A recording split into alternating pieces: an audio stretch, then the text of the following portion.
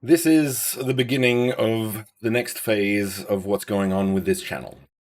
I've been taking the last couple of months off in regards to just trying to recalibrate and update my homeostasis after the last 5 years of all sorts of things going not as well as one would plan. And this year, I'm sort of taking a step away to try and figure out something against all odds in regards to trying to get something of my own off the ground and basically taking all the lessons that I've learned about what I haven't done in my life and seeing if I can actually take any of them somewhere interesting or once again helping others to get their projects off the ground in a time that seems extremely unstable. The goal here is just to create and enjoy what limited resources we have, or at least helping other creators or developers create games in that space. I personally am going for sort of VR XR. I think it's an interesting space that is, let's say, much smaller than the larger space. But I would like to aim for trying to create small games really well rather than medium games really badly and things like that. Now, the approach to AI is mixed. I'm not anti AI. I think it could have been one of the best inventions or innovations of all time, but currently it seems to be wrapping up as a net negative, basically.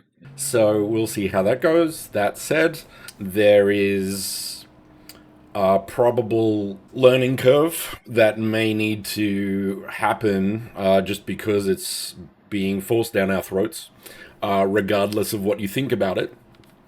And I have some ideas of how I could justify the use of creative AI moving forward. So I might look at that if I have the time and resources, because that's a whole new channel. I have my own opinions and all that, but I want to keep that sort of separate, just because I think it's nearly impossible to have an objective discussion on any of the topics that I've brought up so far, or objective topics on anything anymore because of the culture and society that we seem to have created over the last 20 years. So we'll see how that goes. A lot of the things I create now are, in essence, reminders to myself, especially with all of the things I've tried to learn from 3D modeling, sculpting, unwrapping, texturing, rigging, animation, shaders, programming, and so the amount of things I can do definitely limits how well I can do all of them. And every time I move on to the next thing, I'll forget the last thing. I'm trying to create an educational resource for myself as much as anyone else. But if you want to join me on this journey of game development and skill reset, I guess you could say, then fantastic. Love to have you here. The resources that I've got so far, once again, I'll be developing those as I go, but we have the mattempire.gitbook.io, link in the description.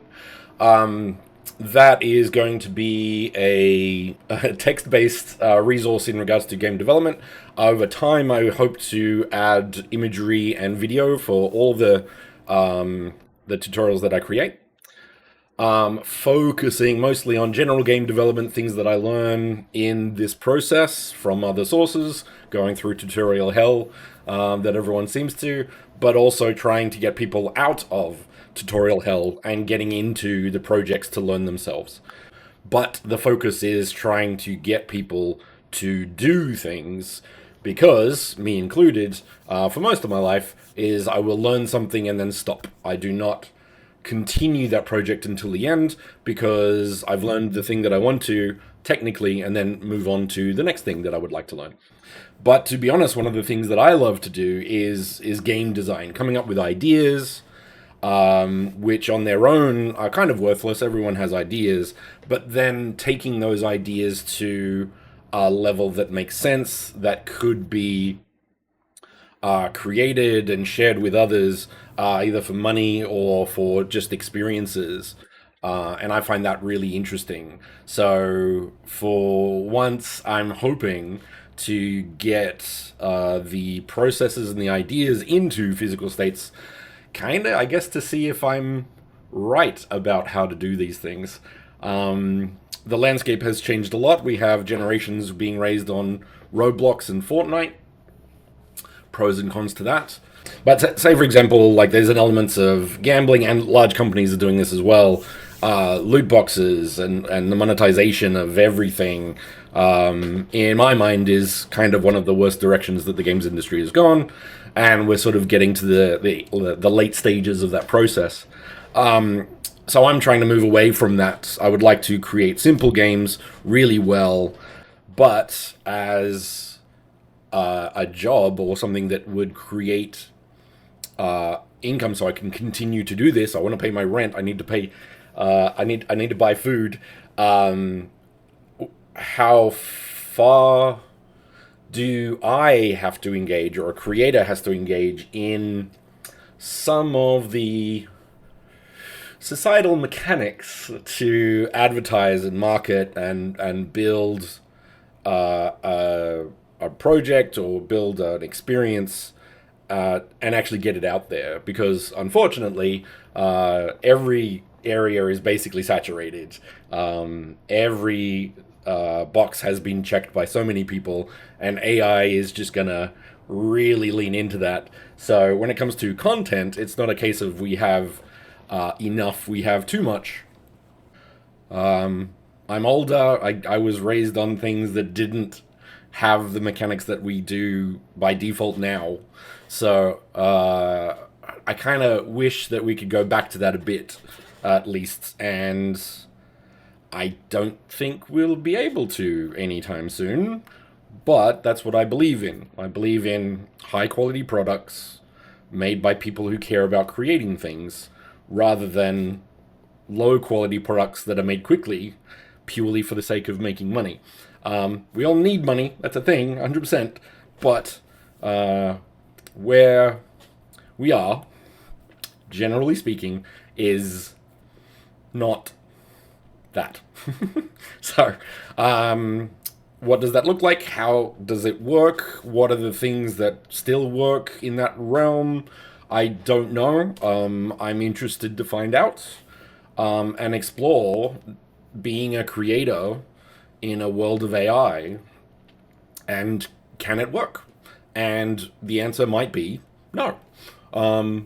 But I think it's time. I'm in a position where I can at least spend some time trying to find that out. One of the things that I found very difficult in my life was finishing projects, on my own projects, for example. So if I was working for someone, I would do the job, get it done, release all that sort of stuff. But with my own projects, with my own ideas, I always found it very difficult on the grounds that I was more interested in learning how to do it, and then stopping it once I felt I had the idea, because I wanted to learn the next thing. So I've spent most of my life learning small chunks of different things and not finishing many of the projects. I've done a couple, but I want to do more, and I want to do them properly. So unfortunately for me, as I don't like marketing, marketing will be part of it, and seeing how and what works will be interesting with the current situation of how all of that works. But that's the plan. In that process, I will be continuing the documentation and the tutorials that I work on. I enjoy teaching the things I've learned and trying to come up with the creative problem solving of how to help people learn as best as they can. But I'm one person. I have lots of things that I want to do, and we'll see how that goes. So every project that I've done in the past that I don't get anywhere is because they're too big. Most, if not all, of my ideas were extremely large. One of my first one was like, I bought one of the assets on the Unity store, which was basically a very simplified MMO. And then I was just like, I'll make an MMO by myself. That'll be fine. Can't see any issues with that idea. And it's like, yeah, that's an issue. So, and I've found it very difficult finding other people to work with. For example, if it's free and I can't pay anyone to do my ideas, you sort of do a mix of everything, and then they have to work, like, get a job or move on to something else and things like that. So my approach is to maybe get help from friends or mentors that I've worked with before. But for the most part, the project will be my own. So that includes having to learn things that I haven't got to before, like music and sound effects, shaders to a point, but also the things that I can do. For example, asset creation, kind of programming. AI will help with the programming, but once again, I'll be putting that into tutorials so I can learn that process. Because one thing that I learn really well on is teaching it. So leaning into that, once again, trying to create resources that other people could get something out of as well, is the goal. Back to the point one again, big projects, very hard. One of the goals that I'm trying to focus on, once again, learning myself more than anything else, and that's why I'm kind of shaping this channel for a little bit anyway, on talking to myself to make sure that I do the things that I want to, is look at a very, very, very, very, very, very, very small project and then making that really good. Now, in this case, the one that I've gone with is basically Asteroids. One of the simplest games ever made. What was it, 1979, I think it was? So I figured that's a good base to start with. And making that in VR XR. And it's coming along very slowly. So that's my first project. Very, very small, trying to do it as well as I can, but building on some of the things that I've learned about game development over the last... When did I get that ColecoVision? 40 years, I think. Let's find out. When did the ColecoVision get released? 1982. Right, so I probably didn't get it when I was that age. But soon after, no doubt. Now, that device was one of the first consoles, mainstream consoles anyway. It also had access to the Atari 2600 and a steering wheel, which I did have back in the day. And coming into that space, I really enjoy the idea. One of the big things I like about VR and XR, like, you have your immersive games, you have your first-person games, you have a couple of games that are in your room. My Asteroids game is built on your room. But the big thing that I'm really interested in is basically 3D tabletop games. So, for example, not board games that have been ported to a tabletop, but the idea of a video game that you play on a table. Now, it could be retro games from Atari, on Mega Drive, on all of the things in the past that they were simple. The credits weren't that long for these games. Some of the arcade games, main games, all of these things. What could that look like in a 3D space? So imagine holograms like the chess table in Star Wars, but one solid. And I think that's one of the biggest issues with AR glasses, is all of it's kind of holographic. You can see through things. So the immersion is just never going to be there until they clear that up. So if you have solid 3D or 2D images on your glasses, then that's different. But I don't think they do. So to me, 3D video games is, one, a very small, very niche market, and trying to create what is the normal versions of that. What is the good versions of standards in that ecosystem, because in essence we don't have them. There's not many games like that, and I find that really interesting. So, and a lot of retro games that I grew up with, I think could be ported really well, and maybe not easily, but easier than some big projects that could come around. So that's the plan. Now, over that journey, I will be documenting probably similar to this, so I would consider this kind of a devlog, but it's more of an update. on the things that I want to be doing. I will also be focusing on how to make better videos. For example, just looking at the camera is something that I need to get better at. But as there's a lot of content where people just look this way, maybe this one will be fine. And that's one thing that I need to do. The other one is say less. I do that a lot. I want to get rid of that. And I'm still figuring out like what format do I want to do.